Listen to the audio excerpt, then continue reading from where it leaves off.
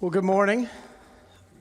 I am so glad to be here with you this morning. Obviously, like Jamie said, I'm not Jimmy. My name's Dane Boruff. For those of y'all who don't know me, I'm the student pastor here at Park Avenue, and I have the honor of speaking with you this morning, the day after Christmas, but it's also a little bit nerve-wracking, right? Because it's the day after Christmas. Jimmy was like, "Hey, can you speak on this day?" I was like, I guess so. Yeah, I'll do it. When your boss asks you to do something, you do it. But no, I am super excited about being here and about wrapping up our sermon series about coming home for Christmas. And throughout this sermon series, we've been talking about preparing our homes for Christ.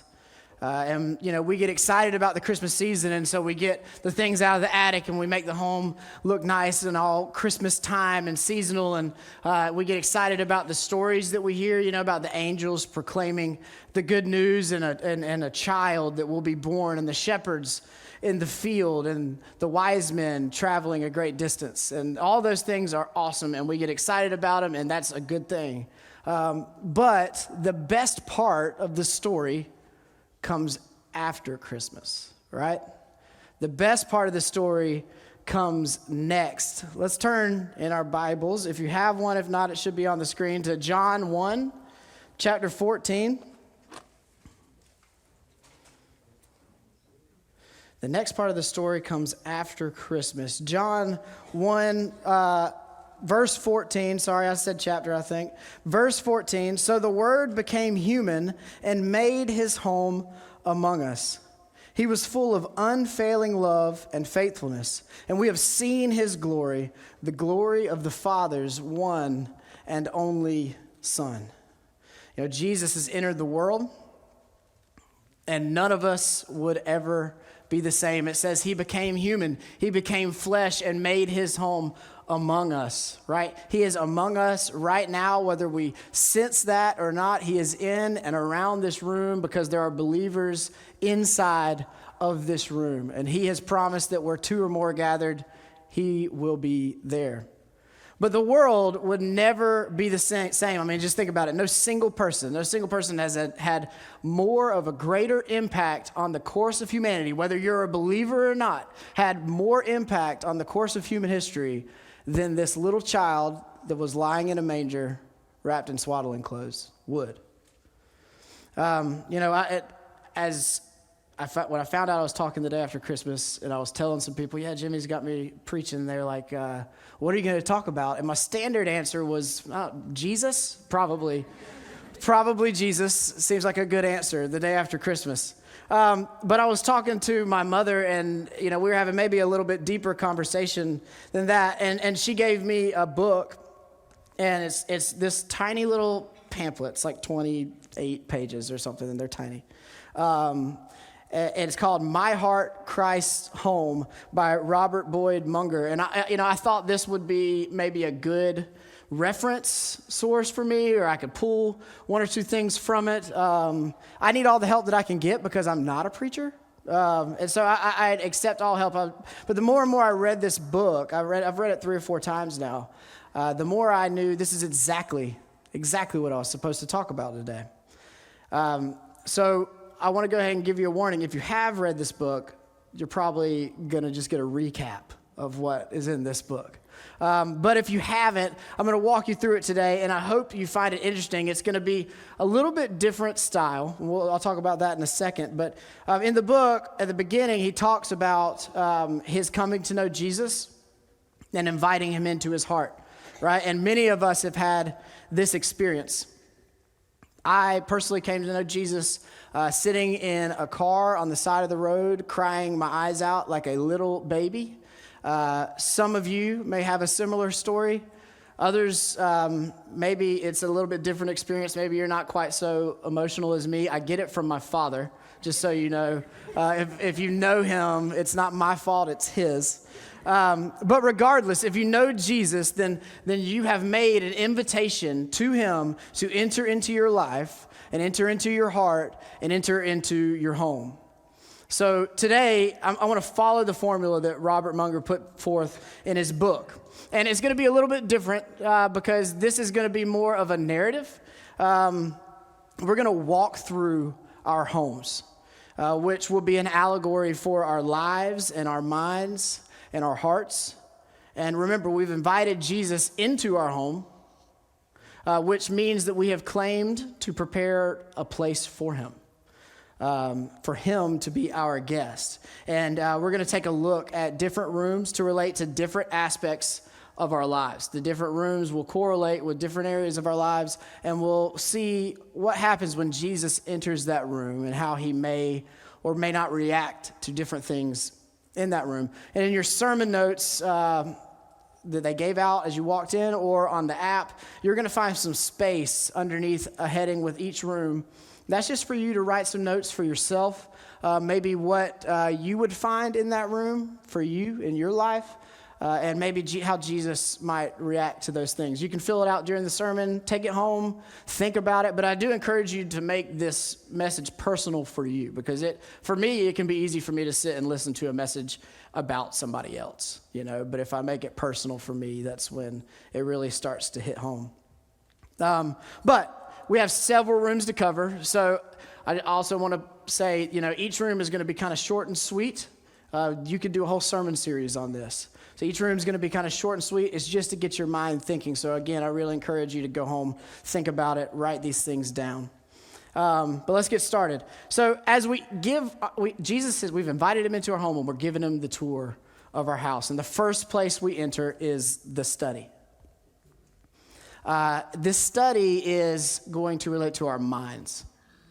It's an important room because everything else in our lives is controlled from this room. As Jesus enters the room, he scans the bookshelves and the magazines on the table and the pictures on the walls. Now, we've never really felt bad about this room before, but now that Jesus is physically here, we start to feel a little bit embarrassed because there's books on the shelves that his eyes are too pure to look at. And there are magazines on the table that we really have no business reading. And the pictures on the walls, which are our thoughts and our feelings that are hidden in our minds, some of these are far from righteous. And as he's standing there, we recognize that we need help with this room. So we turn to Jesus and we ask him to make the right changes for us. Of course, Jesus is glad to help, and he gives us this advice. He tells us, take all the things that you're reading and viewing that aren't good, pure, and helpful, and throw them out. Instead, fill the library with the scriptures and meditate on them day and night. Now, he says the pictures on the walls, those are going to be a little bit more tricky because our mind, our thoughts can be hard to control. And so he reaches back and he hands us a full-size picture of himself. Now, side note, don't ask me where Jesus got the full-size picture of himself. We didn't see it in his hands when he walked in. But, if he can speak everything into existence, I think he can probably handle one picture. So he hands us this full-size picture of himself. And he says, hang this centrally on the wall of the mind. Hebrews 3:1 tells us, therefore, holy brothers and sisters who share in the heavenly calling, fix your thoughts on Jesus, whom we acknowledge as our apostle and our high priest. Fix your thoughts on Jesus. It should be central. Yes, these other things may pop up on the sides, but if we constantly are turning ourselves back to Jesus, we will find that we can recenter quite easily. We have to remember that, yes, the mind is hard to control, and that's true, but we only get out what we put into it, just like anything, right? So if we aren't filling our mind with the scriptures and things that are holy and righteous and good, and instead we're filling our mind with things that breed anger and resentment or lust or pride within us, that's all we're ever going to get out. And if we're struggling to keep ourselves focused on Jesus, we need to ask, what are we filling our minds with? And what do we need to get rid of? So we say, man, that was a tough room. We're going to move on to the dining room. Now, we love the dining room. The dining room is the room of our appetites and desires. And for a lot of us, this is the most important room in the house. Definitely during Thanksgiving and Christmas, that time there for me, I love the dining room. We tell Jesus, this is my favorite room. I hope you're satisfied by what we serve here. And Jesus asks us what is on the menu for tonight, and we tell him some of our favorite dishes. We've got some money and some academic degrees and stocks and sports and newspaper articles and thoughts of fame and fortune as side dishes. And all of these things are things that we like, and there is nothing inherently bad about any of it. But none of it is the type of food that really feeds the soul or satisfies spiritual hunger. This type of food will always leave us hungry for more. And we can't help but notice that Jesus isn't eating any of it. He tells us that he has food that we know nothing about, just like he told the Samaritan woman at the well. In John 4:13-14, it says, Jesus replied, anyone who drinks this water will soon become thirsty again. But those who drink the water I give will never be thirsty again. It becomes a fresh, bubbling spring within them, giving them eternal life. And I really love in the book, we get to this point in the book, and Robert Munger says this is Jesus talking to us. And it says, if you want food that really satisfies you, do the will of your heavenly Father. Put his pleasure before your own. Stop striving for your own desires, your own ambitions, your own satisfactions. Seek to please him. That food will truly satisfy you. You know, we can get so caught up in what we want that we forget that as Christ followers, this life is no longer about us. We need to rethink what our desires and appetites are and make them more in tune with the Father. The things that he desires need to become the things that we desire. We need to stop serving ourselves these appetites of money and success and fame and fortune, and start thinking about what it is that he desires for us. The next room on our tour of the house is the living room. Now, the living room, for most people, is the most comfortable place in your home. There may be a warm fireplace or a comfy sofa, some overstuffed chairs, but there's certainly intended to be an intimate atmosphere in the living room. And Jesus seems pleased with this room, and so are we. He says, let's come here often.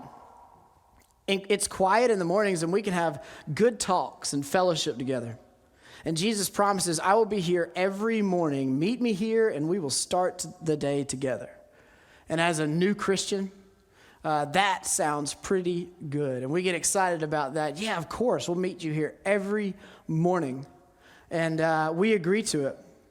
We commit to doing it every single day. And for a while, we're really good about meeting him there. And he would pull down a book from the bookshelf, a book of the Bible from the bookshelf, and we would read the life-saving truth of what he's done for us and what he continues to do for us. Through the Bible and his Holy Spirit, he would speak to us, and through prayer, we would respond. And those are some precious, precious times. But as the demands of life begin to crowd in, that time becomes shorter and shorter and shorter. And eventually, we begin to miss days or weeks or months at a time.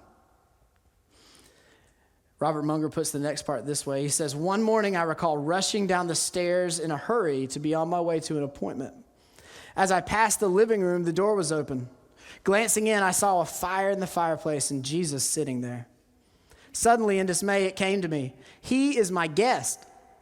I invited him into my heart. He has come as my Savior and friend to live with me, yet here I am neglecting him. I stopped, turned, and hesitantly went in. With downcast glance, I said, Master, I am sorry. Have you been here every morning? Yes, he said, I told you I would be here to meet with you. This section struck me particularly hard because it can be really, really easy for me to let life get away from me. I don't know if any of you feel the same way. But certainly for me, it can, because we can pack our schedules so full that we feel we just don't have the time for anything else. But the problem is that we think of these times as simply a time of spiritual growth for ourselves. These quiet times with Jesus is where we grow spiritually and we become filled up and our cup becomes full, right? And that's certainly true. We grow tremendously in these times, but there's more to it than that. This time means something to Jesus as well. Think about it. He redeemed us at great cost so that we could be in relationship with one another, He gave everything so that we could have the opportunity to fellowship with him. But we are so busy that we run down the stairs and out the door without even glancing in the living room to see that he's waiting for us there. I have to stop being so self-centered as to think that I am the only one who loses something when I skip this time with Jesus. The next room is the rec room. And the rec room is where we go to have fun and cut loose. So think about what it is that you do to have fun and cut loose. Whatever that is, that's your rec room. It doesn't necessarily have to be in your house. It can be you go somewhere. And whatever it is that you do to have fun and cut loose, that's your rec room. And the question that I have for you is, and for myself, would we be willing to bring Jesus into that room? When Jesus asks if he can go with us, we may say something like, you really wouldn't enjoy it there. Or, if I bring you, it might make other people uncomfortable. I don't really want to be the guy that brought Jesus to the party, right? Because nobody likes that guy. I was somebody who thought that life with Jesus equaled a dull life. But that really couldn't be farther from the truth. If you'll allow Jesus into your rec room, yes, there will be some changes. I don't want to sugarcoat it and say, if your life's anything like my life, I don't want to sugarcoat it and say there's nothing he would change about the way you spend your free time. But what I can say is that you will find more joy and more excitement and more peace, not less. Personally, I have found new friendships with people who love me for me rather than what I bring to the party. And I've had old friendships that have been re-centered around a life lived in Christ that bring me more joy than they ever did when it was just about me and what I wanted. Yes, there are rules in this rec room, but they are there to increase your joy, not decrease, increase your joy. John 15:11-12 says, I have told you these things so that you will be filled with my joy. Yes, your joy will overflow. This is my commandment. Love each other in the same way that I have loved you. The rule of the house where Christ lives is first and foremost love. Unconditional and irrevocable love. Now, I don't know about you, but that's a rule that I can abide by. And that sounds so much better than anything I've done on my own. Now, one day we come home and Jesus is waiting for us. There's an awful smell in this house, he says. Something must be dead. I think it's in the hall closet upstairs, but the door is locked. And we immediately know what he's talking about. It's a small closet in our soul where we keep those one or two little things from our past lives, things we can't seem to get rid of. Maybe they're not wholly wicked, but maybe just not a good thing to have in a Christian life. Or maybe it is a sin that we just hadn't been willing to work on yet, so we put it in the closet and we lock the door and we hope that nobody ever tries to open it. It could be a habit or a pride issue or some past hurt that's just too painful to deal with. But here we are standing in front of the door and Jesus wants to open it. And we look at him and knowing that if he opens that door, we don't have the strength to clean out what's in that closet. And he knows what we're thinking, just like he knew what the Pharisees were thinking. And he says, give me the key and I will do it for you. I know that this is simply something you cannot do. Just give me permission and I will handle it. And we give Jesus the key and he removes the rotting thing from our lives. And there's a moment where he asks for our help with some of it. But we find that it isn't so hard. It isn't so hard when we do it together with him. It might still hurt, but the pain is manageable because he is the one bearing the load. Matthew 11:28-30 says, Then Jesus said, Come to me, all of you who are weary and carry heavy burdens, and I will give you rest. Take my yoke upon you. Let me teach you, because I am humble and gentle at heart, and you will find rest for your souls, for my yoke is easy to bear, and the burden I give you is light. We have to remember that there is no sin, no hurt, no issue that can outpace the grace of God. There is nothing in that closet that is going to surprise him, and there is nothing in that closet that would ever make him turn his face from you. Now, Jesus has walked through our house and he's gone in and fixed up room after room. But what we start to realize is that as soon as one room gets fixed and clean, another one is dirty, right? Can anybody relate to that at their house? As soon as you get one room good, the next room needs work. It can be exhausting, right? It's exhausting. It's nonstop. So we get this idea. Because he just fixed the hall closet. We say, Lord, is there any possibility you would be able to manage the whole house and operate it for me just as you did that closet? Could I give you the responsibility of keeping my heart what it ought to be and myself doing what I ought to be doing? And to this question, Jesus would respond with a resounding yes. It is exactly what he came to do. Living a Christian life without the guidance of the Holy Spirit is impossible.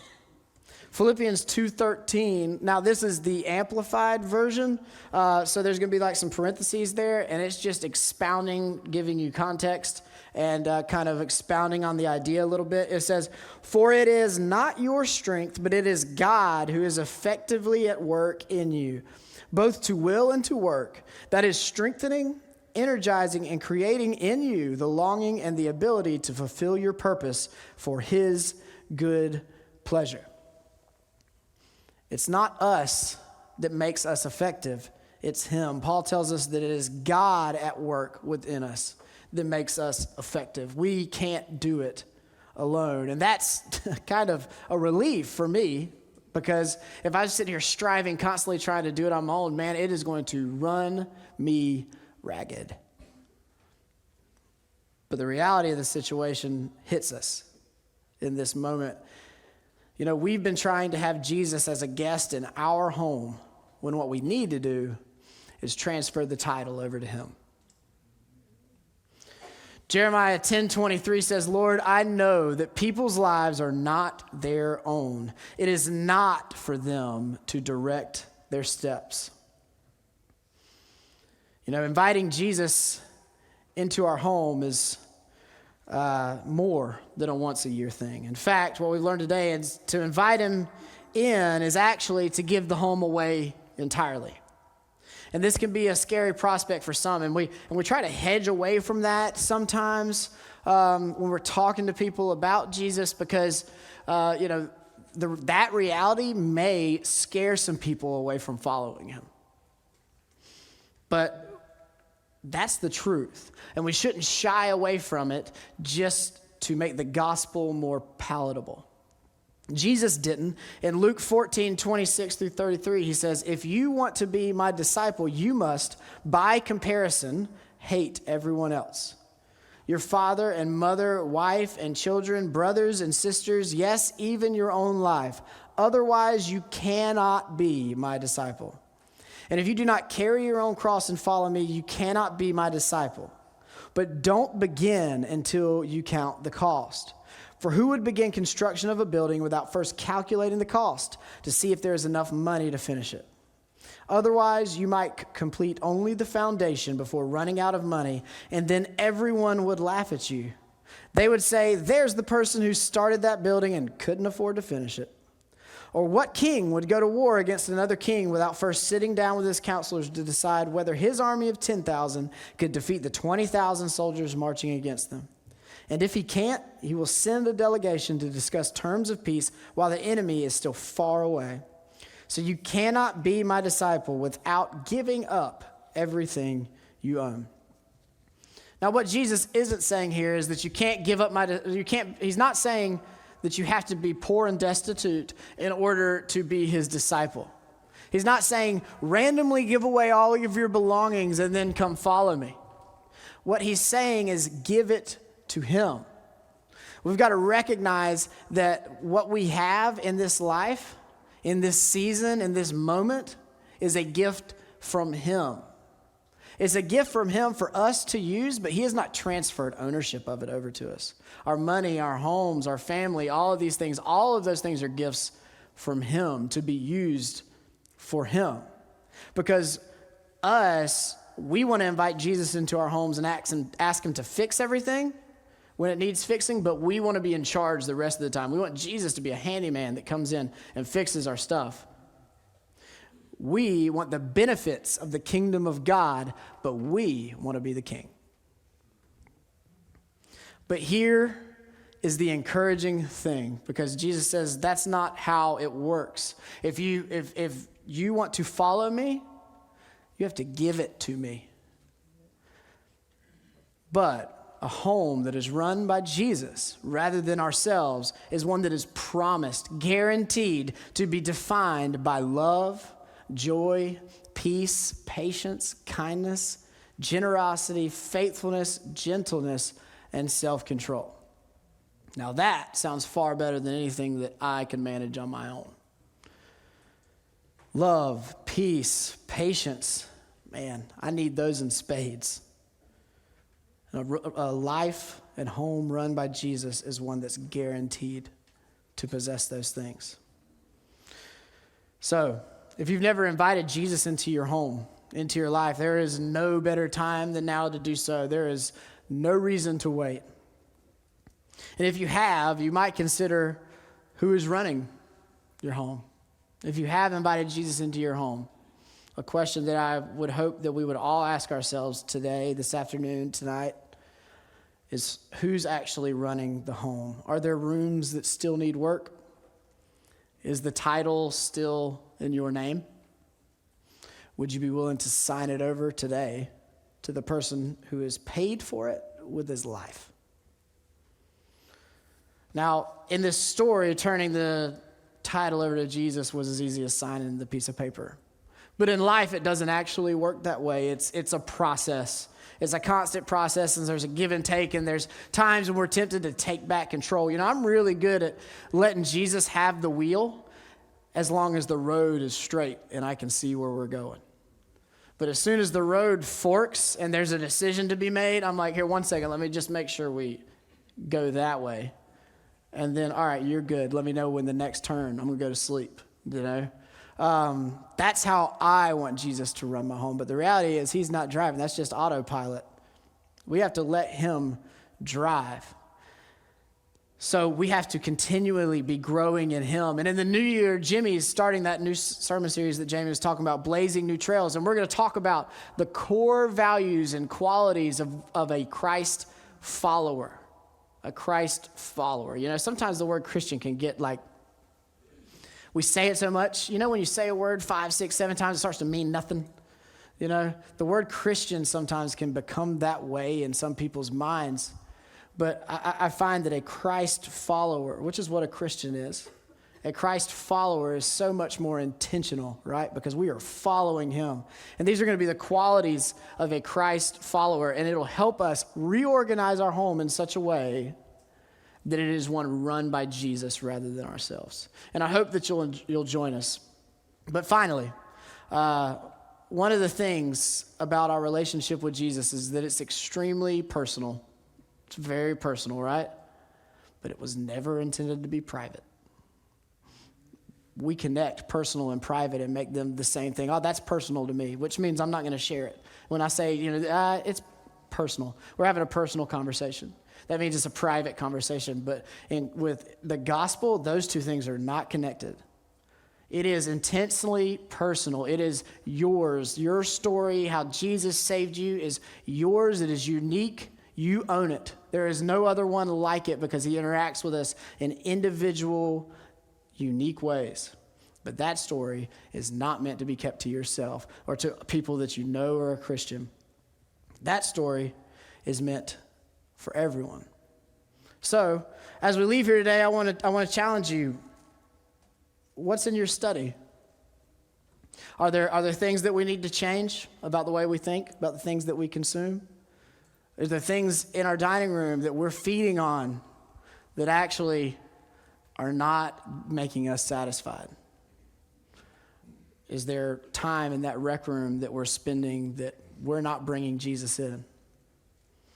Would you be willing to go into that rec room and invite somebody who doesn't know him to come next week? Come join you. You don't have to, if you don't feel like you're prepared to tell the gospel story, you know, I'm going to put a side note on that. Everybody is qualified to tell about Jesus. If you've had an interaction with Jesus, everybody's qualified. But if you're not ready to do that yet, come on, let Jimmy tell him. You know, he's pretty good at it. Just bring him. Because there are so many people who are so far from Jesus, and there are so many salvation stories that began with an invitation. So I pray that you'll go home today and you'll think about what's in your home, the things that you might need to change, the things that are really good that you need to grow. But I'll tell y'all the same thing that I tell my youth, and that's that I love y'all, and there's absolutely nothing you can do about it. Let's pray. God, we're just so grateful for this time that we get to spend the day after Christmas, the day after the birth of your Son. God, we thank you so much for the sacrifice that you made on the cross that day, 33 years after Jesus' birth. God, I pray that as we ask you into our homes, that we would see that invitation as more than just calling a repairman, but it would be calling somebody to turn the title over to. Because we recognize, God, that you will grow this home and direct it so much better than we ever could. God, as we leave here today, I pray that our thoughts would ruminate on your word, that your goodness would be evident to us, that your mercy and grace would be profound in our lives, and that we would cherish every moment that we get with you and recognize it for the blessing that it is, a blessing that thousands of years people longed for but could not attain until you made that sacrifice on the cross. So God, we love you and we praise you. We ask all these things in your Son's name. Amen.